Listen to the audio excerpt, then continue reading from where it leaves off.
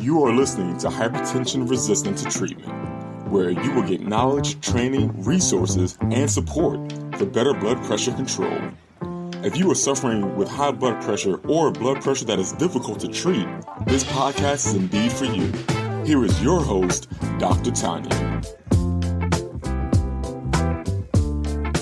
Hi, I'm Dr. Tanya, and I am here to teach you everything you ought to know about hypertension management.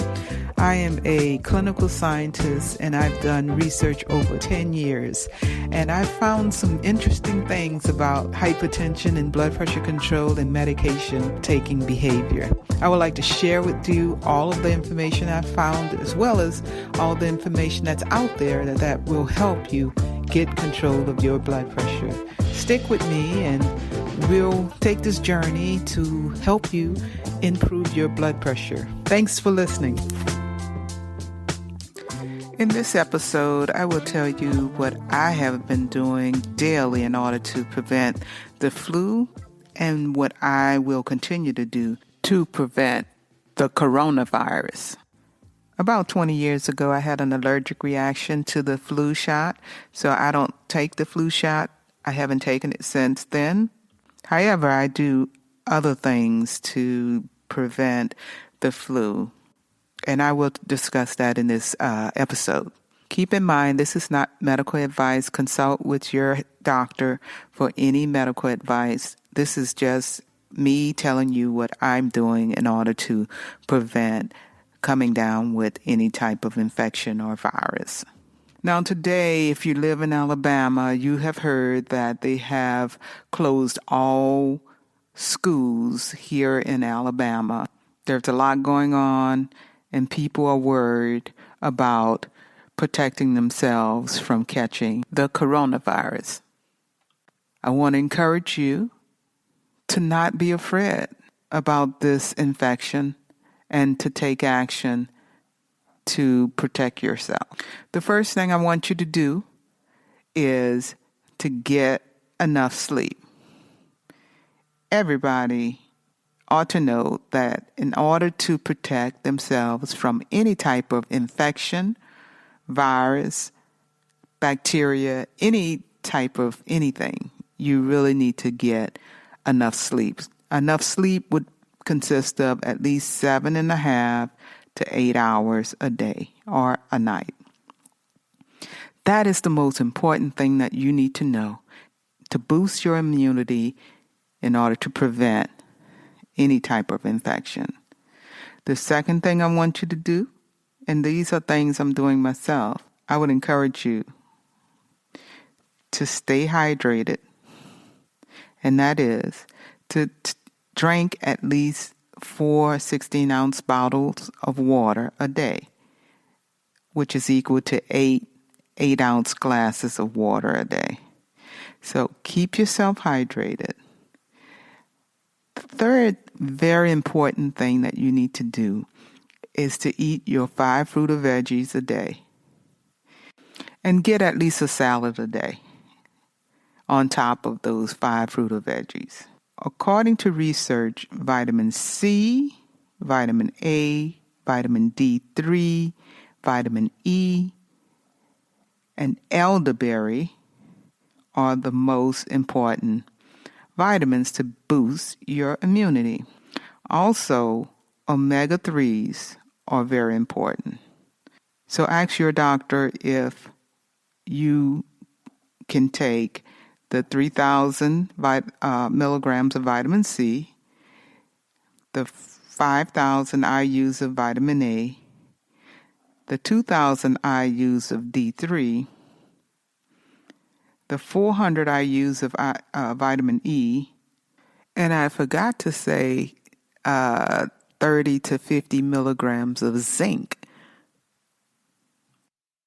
And the elderberry, which comes anywhere from 45 milligrams to 1,250 milligrams, and I really have no idea what the average dose is for adults.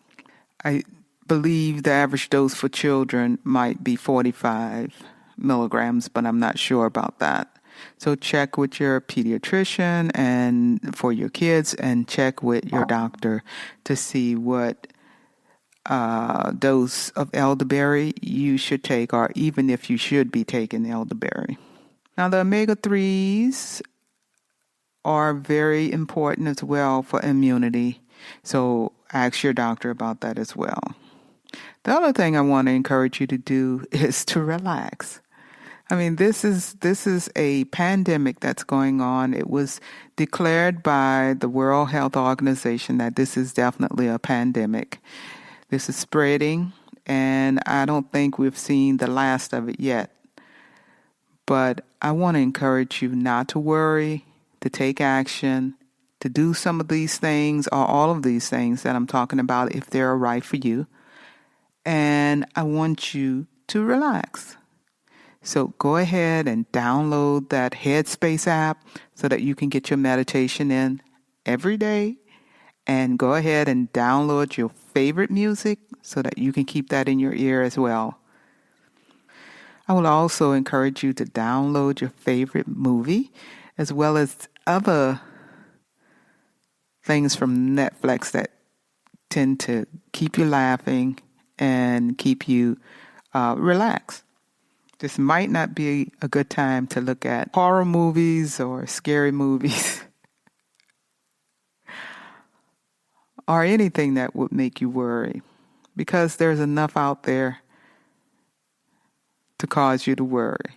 But I want to encourage you not to worry, but to take action. Take preventative action to keep yourself healthy and to keep yourself relaxed, which is very hard to do in this day and time with all of the news about this coronavirus. So stay healthy and consult with your doctor about things that you can do to keep you well and keep you healthy. And if you have any symptoms of the coronavirus, which the major symptoms are fever and cough, or fever or cough, and some people haven't had any symptoms and have been tested positive as well. But if you are not feeling well or having any trouble breathing, you know to contact your doctor. But if you're having any trouble breathing, I want to emphasize, go ahead and call 911 and so that you can get to the hospital. Make sure before you go to your doctor's office, you notify them to let them know that you're coming and that you think that you have the virus, and so that they can give you the proper instructions on how to proceed. I would also encourage you to stay away from anybody that's sick. And if you are sick, stay away from anybody that's well. Of course, wash your hands frequently with hand sanitizer or soap and water. Cover your cough and make sure that you know how to cover your cough. Don't use that microphone like you're holding a microphone in front of your mouth. That's not covering your cough. Cover your cough by coughing into your elbow. This is the most effective way to cover your cough. It's really surprising that you have to ask grown people to cover their mouths.